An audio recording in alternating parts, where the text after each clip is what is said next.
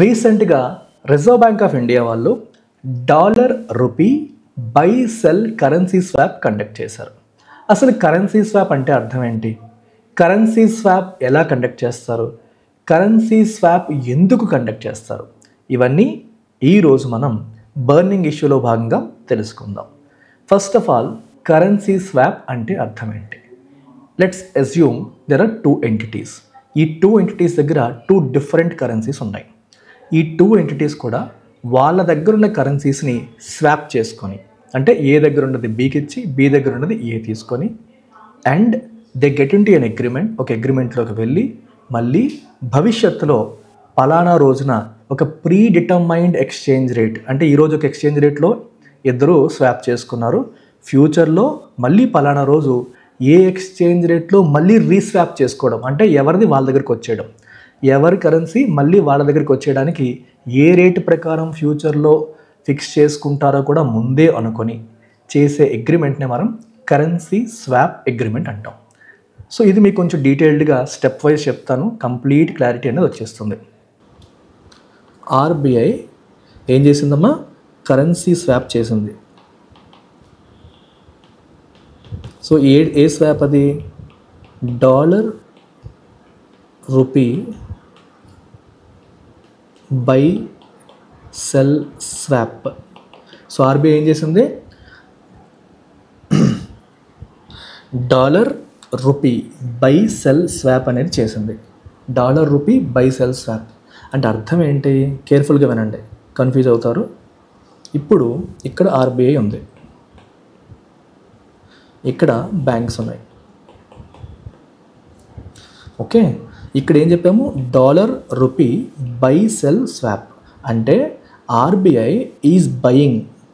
ఏం చేస్తుంది? RBI is buying. ఏం కొంటుంది? ఇది ఈ 2 ఫస్ట్ వర్డ్స్ చూడండి, బై సెల్.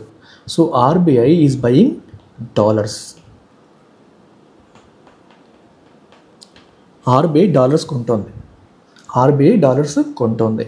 సో మరి డాలర్స్ కొన్నప్పుడు ఆర్బీఐ బ్యాంక్స్కి ఏమిస్తుంది? రూపీస్. సో రూపీస్ ఇచ్చేసి డాలర్స్ కొంటుంది. అయితే దీంట్లో విచిత్రం ఏముంది sir? It's like RBI is buying dollars, rupees అమ్ముతోంది, డాలర్స్ కొంటుంది, అంతే కదా. దాంట్లో కరెన్సీ స్వాప్ ఈ పదాలన్నీ ఎందుకు పెట్టారని మీరు అనుకోవచ్చు. ఇక్కడ ఏమవుతుందంటే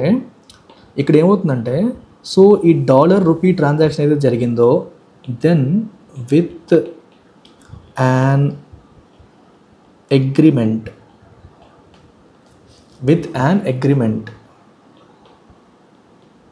to sell them at a predetermined rate in future. చాలా కేర్ఫుల్గా వినండి ఏం జరుగుతుందో. ఇక్కడ ఏం జరిగిందమ్మా? ఇది first step. Now then there will be second step. So ఈ పర్టికులర్ కరెన్సీ స్వాప్ అనేది 3 year టెనర్తో వచ్చింది అన్నారు, అంటే 3 సంవత్సరాల టెనర్. సో 3 సంవత్సరాల తర్వాత ఏమవుతుంది? So your second step is after 3 years. So first step now. So after 2 years ఏమవుతుందంటే సేమ్ ఆర్బీఐ, సేమ్ బ్యాంక్, ఏవైతే ఆర్బీఐ ఉన్నాయి అవే ట్రాన్సాక్షన్ రివర్స్ అవుతుంది. So in this transaction RBI sells dollars. ఈ ట్రాన్సాక్షన్ ఏమవుతుంది? 3 years తర్వాత ఆర్బీఐ సెల్స్ డాలర్స్ని అమ్ముతుంది. Which means it buys rupees, అంటే వాళ్ళ దగ్గర రూపీస్ కొంటుంది. అయితే ఈ డాలర్ ఏ రేటుకి అమ్ముతుంది 3 years తర్వాత? ఇప్పుడు ఏవైతే బ్యాంక్ దగ్గర డాలర్స్ కొంటుందో ఆర్బీఐ, అవే డాలర్స్ అదే బ్యాంక్కి 3 సంవత్సరాల తర్వాత అమ్మేస్తుంది. అంటే పలానా రోజు, ఈరోజు ఒక డాలర్, లెట్స్ సే ఈరోజు ఆర్బీఐ ఒక డాలర్ 87 రూపీస్ ఇచ్చి కొనుక్కుంది అనుకోండి. ఈరోజు ఒక డాలర్ 87 రూపీస్ ఇచ్చి కొనుక్కుంది అనుకోండి. 3 సంవత్సరాల తర్వాత ఆర్బీఐ ఏమంటుందంటే నేను ఒక డాలర్ని మీకు లెట్స్ సే 90 రూపీస్కి అమ్ముతాను. I will sell these dollars at 90 rupees or 91 rupees or whatever. అదే predetermined rate. Predetermined అంటే ఫ్యూచర్లో పలానా రేటు ముందే చెప్పేస్తారు. ఏ రేట్ అనేది కూడా ఈరోజే డిసైడ్ అయిపోతుంది. ఆ రేటుకి నేను మళ్ళీ ఏ డాలర్స్ అయితే మీ దగ్గర ఈరోజు కొంటున్నానో ఆ డాలర్స్ మళ్ళీ మీకే అమ్ముతాను, ఏ రేటుకి అమ్ముతానో ఈరోజే చెప్పేస్తారు. సో ఈ 87కి ఈ 90కి ఉన్న డిఫరెన్స్ ఏదైతే ఉందో దాన్ని మనం స్వాప్ ప్రీమియం అంటాం. We call it swap premium. అయితే స్వాప్ ప్రీమియం ఎలా డిసైడ్ అవుతుందని మీకు డౌట్ వస్తుంది. స్వాప్ ప్రీమియం అనేది ఎలా డిసైడ్ అవుతుంది, ఎంత రేటుకి అమ్మాలని ఎలా తెలుస్తుందంటే ఆర్బీఐ ఏం చెప్తుందంటే బ్యాంక్స్ని ఆప్షన్ చేయమంటుంది, బిడ్ చేయమంటుంది.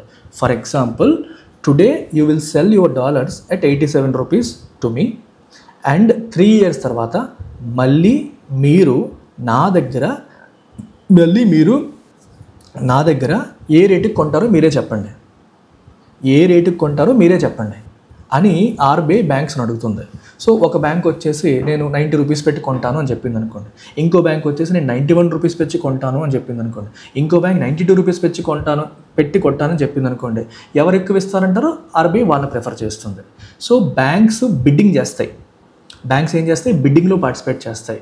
ఈరోజు నేను మీకు 87 రూపీస్కి డాలర్స్ అమ్ముతున్నాను, 3 years తర్వాత అనే 91 రూపీస్ పెట్టి కొంటాను అని ఒకరంటే, 92 పెట్టి కొంటానని ఇంకోరు అంటారు, 93 పెట్టి కొంటానని ఇంకోరు అంటారు. సో ఎవరైతే ఎక్కువ ప్రైస్కి బిడ్ చేస్తారో వాళ్ళకి ఫస్ట్ ఇస్తుంది ఆర్బీఐ, వాళ్ళతో ఫస్ట్ ట్రాన్సాక్షన్ చేసుకుంటుంది.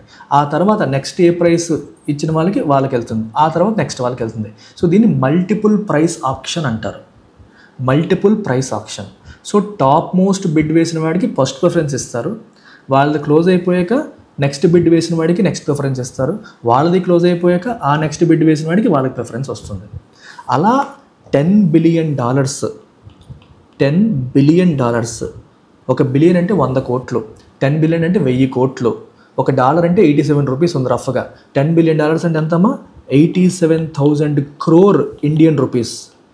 87,000 crore Indian rupeesని ఆర్బీఐ సిస్టంలోకి రిలీజ్ చేస్తుంది, ఇన్ఫ్యూజ్ చేస్తుంది. అంటే బ్యాంకుల దగ్గర $10 billion వర్త్ డాలర్స్ కొంటోంది ఆర్బీఐ. $10 billion ఆర్బీఐ బ్యాంకుల దగ్గర కొనేసి దానికి ఈక్వలెంట్ రూపీస్ 87,000 crore రూపీస్ సిస్టంలోకి రిలీజ్ చేస్తుంది. అందుకే ఇన్ఫ్యూజన్ అనే పదం మనం వాడాం. So that is why we have use the word infusion.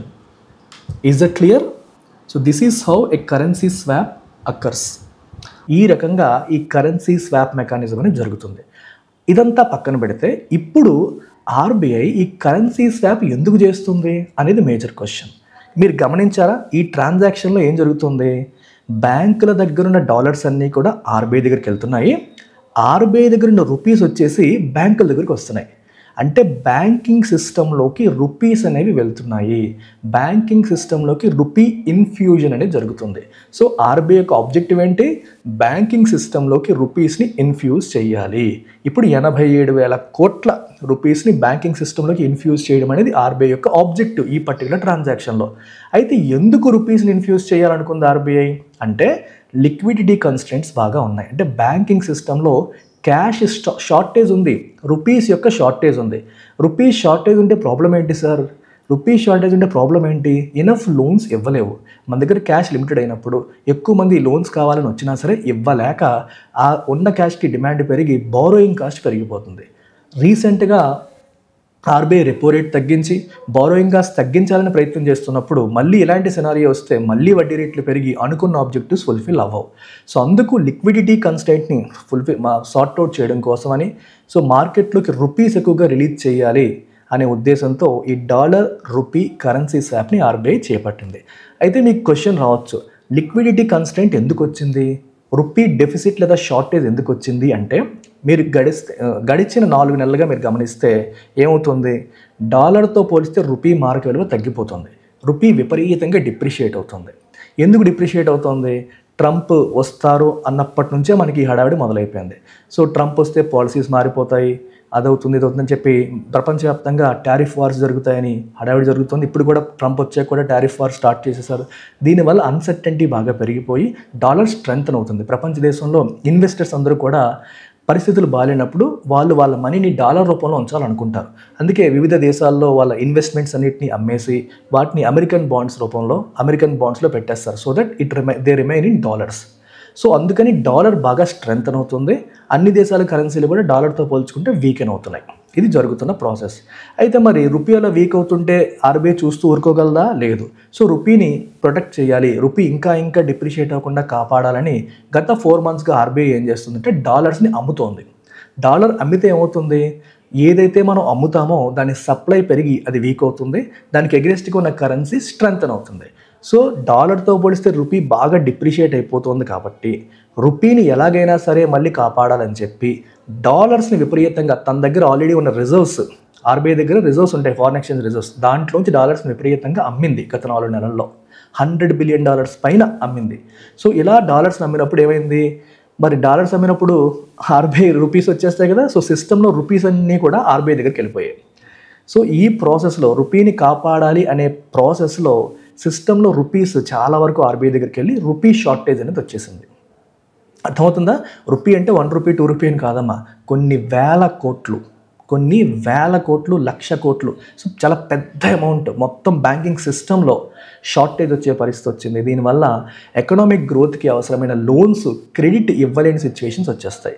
ఈ సిచ్యువేషన్ని ఓవర్కమ్ చేయడానికి ఏవైతే విపరీతంగా అబ్జార్బ్ చేసేసిందో లిక్విడిటీని, దాన్ని మళ్ళీ ఇన్ఫ్యూజ్ చేయడం కోసం ఈ కరెన్సీ స్వాప్ ద్వారా ఆర్బీఐ ఈ అరేంజ్మెంట్ అనేది తీసుకొస్తుంది అనమాట.